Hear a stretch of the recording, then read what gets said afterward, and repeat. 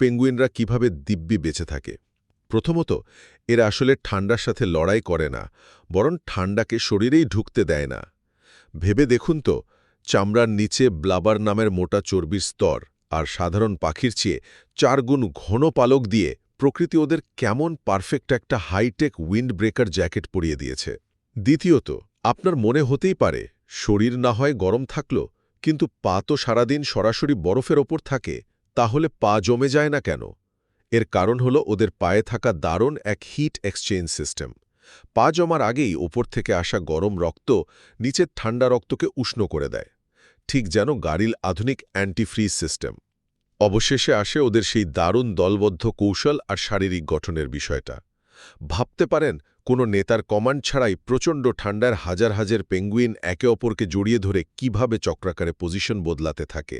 মানে বাইরেরগুলো ভেতরে যায় আর ভেতরেরগুলো বাইরে আসে।